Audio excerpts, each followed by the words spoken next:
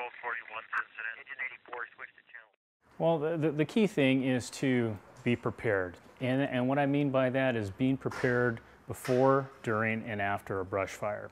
And the way we do that before is having your stock supply on hand, having plenty of food and water on hand, knowing where to access that in case you do have to evacuate.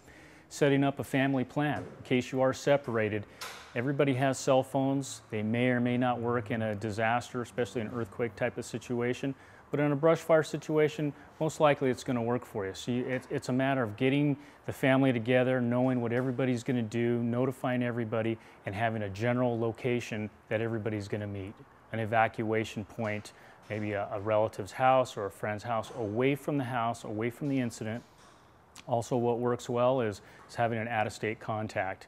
If Aunt Sue lives in Mississippi, everybody calls Aunt Sue to check in case the phone lines are down or you can't communicate. You have one general out-of-state contact where in a disaster, phone lines are more apt to work out-of-state than they are locally within the state of California.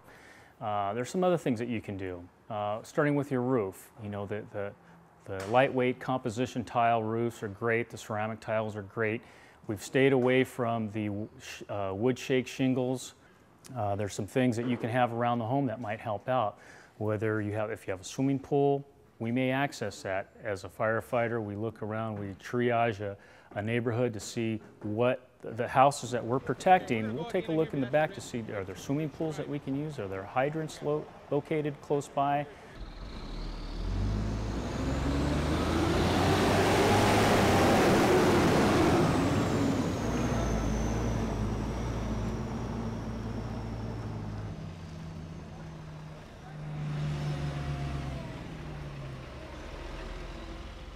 Those of you on Green Oak Drive, this is an evacuation exercise due to a fire. Please go to the front door and greet the police officers who will take your name and your address and give you directions to specifically where to go to. Thank you. Hello. Hi. How you doing today, sir? You guys hear what's going on? It's a voluntary evacuation that we're doing for the hills. I have Sabrina, she's 5 weeks old, and I have Jaina, she's almost 5 years old, and we have Jake.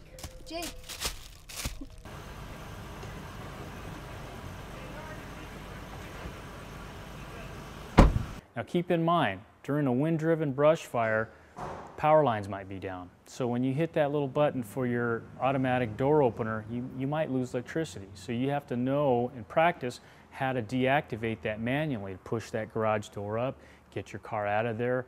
The lights might be out, so you want to have flashlights. You want to have a map. You want to have an evacuation plan that you and your family have talked about in order to get out of that area and go to a safe meeting place.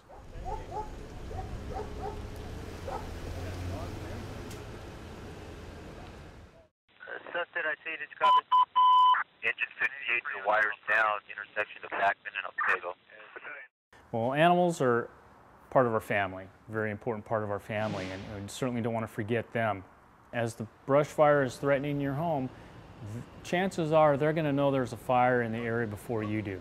They're just going to be a little antsy, their senses are alerted. Make sure you have plenty of food and water for them.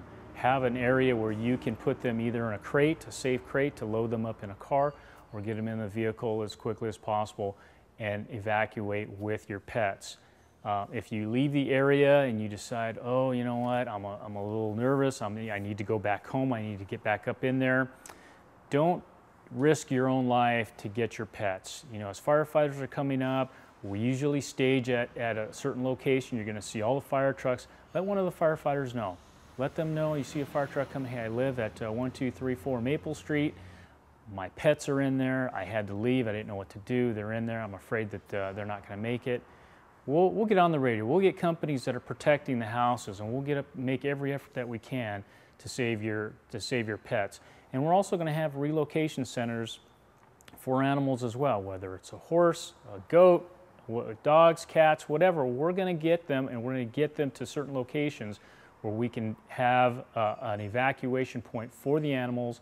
We'll get animal control out there that will care for those animals, and we'll let that information out through the media.